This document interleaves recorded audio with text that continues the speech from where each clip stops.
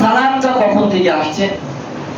যত রকমের আপনার কি বলে এটাকে বিধান আছে ইসলামে, মনে করেন যে 5 ওয়াক্ত সালাত ব্যতীত যাকাত দেওয়া, হজ করা, হালাল খাওয়া, হারাম ছাড়া যত রকমের আদেশ নিষেধ যা আছে সব কিছুকে আল্লাহ পাক রব্বুল আলামিন জিবরাইল আলাইহিস সালামের মাধ্যমে দিয়ে মুহাম্মদ সাল্লাল্লাহু আলাইহি ওয়াসাল্লামের কাছে পাঠিয়েছেন। বুঝবেন ভালোভাবে, যত ইসলামের হুকুম আছে সব কিছুকে আল্লাহ জিবরাইলের মাধ্যম দিয়ে মুহাম্মাদের কাছে পাঠিয়েছেন। মুহাম্মদ আমাদেরকে বলেছেন, কিন্তু সালাতের ব্যাপারে আল্লাহ সরাসরি মুহাম্মদকে নিয়ে গেছেন। কোথায়?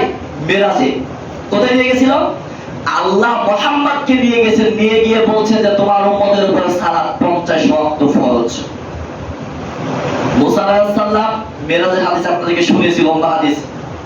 মুসা আলাইহিস সালামের কথাতে চলে গেলেন, যাওয়ার পরে শেষ পর্যন্ত 5 টিকে 45 কে রেখে দিলেন। আল্লাহ বলছেন যদি কেউ ঠিক মতো আদায় করে 5 ওয়াক্ত সালাত, তাহলে আল্লাহ পাক রব্বুল আলামিন তাকে 50 ওয়াক্ত সালাতের নেকি দিয়ে দিবেন।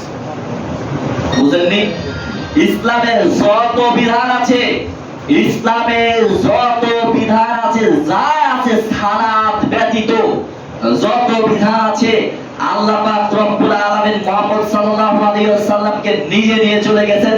ইশার সালাতের ওযু শেষ, আবু বকর দেখছিলেন মুহাম্মদ সাল্লাল্লাহু আলাইহি ওয়াসাল্লাম ওযু করেছিলেন, পানি গড়ছে। কাফিররা বলছে আবু বকর মুহাম্মদ জাদুকর নাকি, চলে গেছিলেন মেরাজে, মেরাজ থেকে ঘুরে এসেছেন ফজরের আগে। আবু বকর বলছে এটা মুহাম্মদ সাল্লাল্লাহু আলাইহি ওয়াসাল্লাম বলেছেন। তাতে হ্যাঁ আমি বিশ্বাস করলাম, এই জন্য আবু বকর ছিল সিদ্দিক, এই জন্য আবু বকর ছিল সিদ্দিক। মুহাম্মদ সাল্লাল্লাহু আলাইহি ওয়াসাল্লাম যেভাবে গেছিলেন আল্লাহ তাকে নিয়ে চলে এসেছেন। ওখান থেকে বান্দার জন্য, উম্মতের জন্য 5 ওয়াক্ত সালাত ফরজ করে পাঠিয়েছেন। এই সালাতকে